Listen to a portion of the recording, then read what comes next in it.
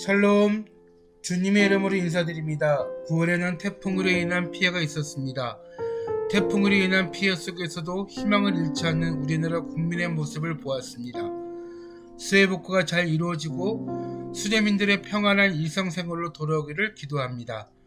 또한 9월에는 민족 최대의 명절인 추석 한가위를 통한 감사와 기쁨의 시간을 가지게 되었습니다. 하루하루의 삶이 하나님의 은혜임을 깨닫고 주 안에서 항상 감사의 생활을 주님과 함께 누리는 삶이 되어지기를 축원드립니다. 이번 달 함께 나눌 성경 본문은 열왕기하 2장 19절부터 25절입니다. 표준 세번역으로 말씀을 보겠습니다. 그 성읍 사람들이 엘리사에게 말하였다. 보십시오. 선생님께서도 보시는 바와 같이 이 성읍이 차지하고 있는 자리는 좋지만 물질이 좋지 않아서 이 땅에서는 사람들이 아이를 유산합니다. 그러자 그는 새 대접에 소금을 조금 담아 가지고 오라고 하였다. 그들이 그것을 가져오니 엘리사는 물에 근원이 있는 곳으로 가서 소금을 그곳에 뿌리며 말했다. 주께서 이렇게 말씀하신다.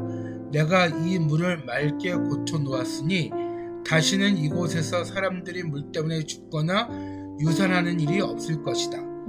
그곳의 물은 엘리사가 말한 대로 그때부터 맑아져서 오늘에 이르렀다. 엘리사가 그곳을 떠나 베델로 올라갔다. 그가 베델로 올라가는 길에 어린 아이들이 성읍에 나와 그를 보고 대머리야 꺼져라 대머리야 꺼져라 하고 놀려댔다.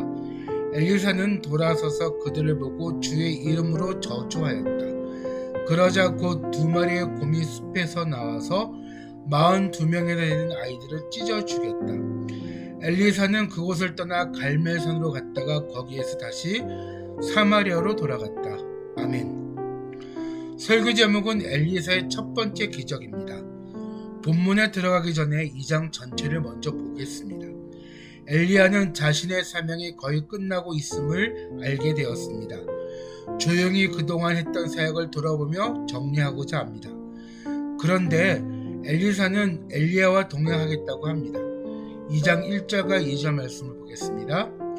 주께서 엘리야를 회오리 바람에 실어 하늘로 데리고 올라가실 때가 되니 엘리야가 엘리사를 데리고 길가를 떠났다.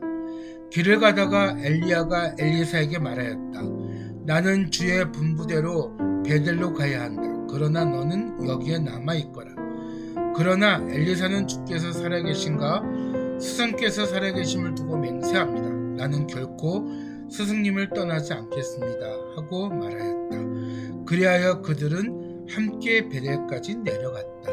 아멘. 시간이 흘러 하나님께 부르심이 점점 다가왔고 제자인 엘리사에게 너는 무엇을 원하는지 묻습니다. 그 엘리사는 스승인 엘리야보다 갑절의 영감을 달라고 합니다. 9절 말씀을 보겠습니다.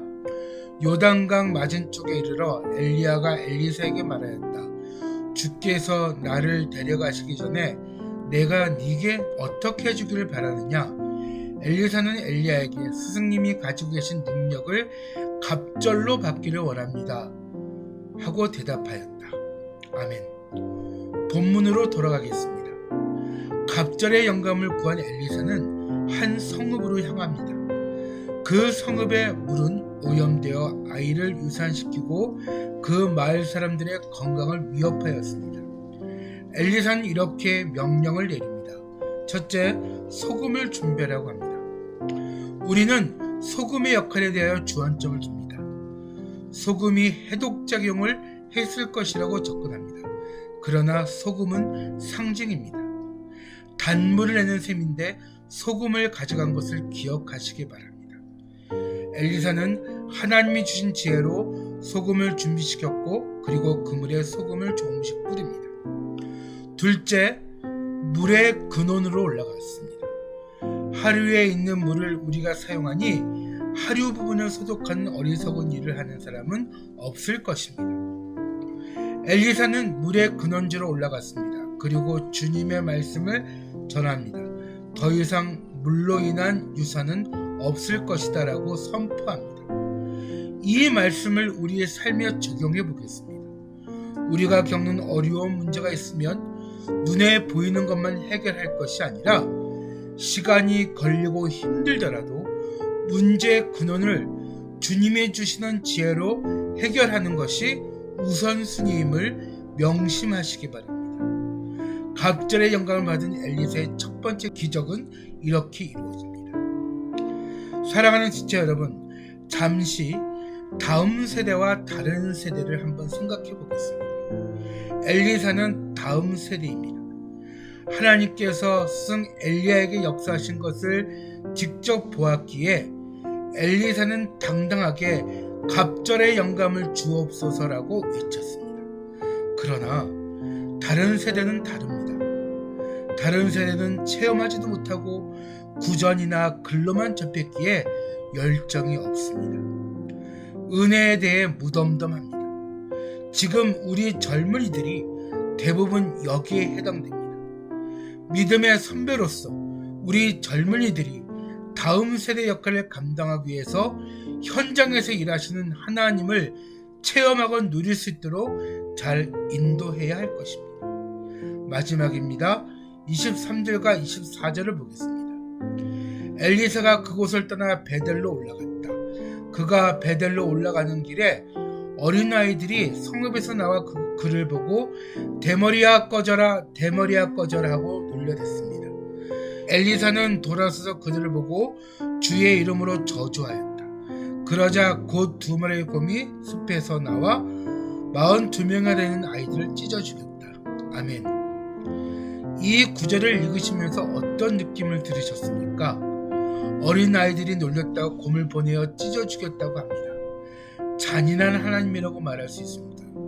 그런데 원어 성경을 보니 어린아이가 아니라 15세에서 18세 사이의 청년들이었고 엘리사의 외적인 모습을 놀린 것이 아니라 하나님의 능력을 무시하고 놀렸다는 것입니다. 우리는 하나님의 말씀에 항상 우선순위를 두어야 함을 잊지 말아야겠습니다. 말씀을 마치겠습니다. 오늘 말씀을 통해서 엘리사의 부르심을 다시 한번 기억해야 할 것입니다. 주여 갑절의 영감을 주옵소서. 엘리야의 다음 세대인 엘리사가 스승 엘리야가 누렸던 하나님의 은혜를 갈망하였기에 주여 갑절의 영감을 주옵소서라고 외쳤습니다. 다음 세대를 리더로 자라나고 있는 학생 청년들이 엘리사의 간절함을 가졌으면 합니다. 그들의 삶 속에서 우선순위가 진학, 진로, 연봉, 취업이 아니라 주여 갑절의 영광을 주옵소서라고 하나님을 향해 외치는 기독 청년들이 되어지기를 기도합니다. 기도하겠습니다. 하나님 아버지 감사합니다. 본문을 통해서 또 하나의 하나님의 일하심을 누리게 하심을 감사드립니다. 하나님, 엘리야의 다음 세대인 엘리사의 간구함을 우리 젊은이들이 구할 수 있도록 영적인 성숙함을 가지게 하옵소서. 하나님의 능력을 비아냥거리는 세상에 속한 청년들과 휩쓸리지 않게 하시고 세상 속의 리더로서 갑절의 영감을 간구하는 우리 기독 청년들이 되게 하옵소서. 예수님 이름으로 기도드립니다. 아멘. 우리 10월에 다시 만나요. 샬롬.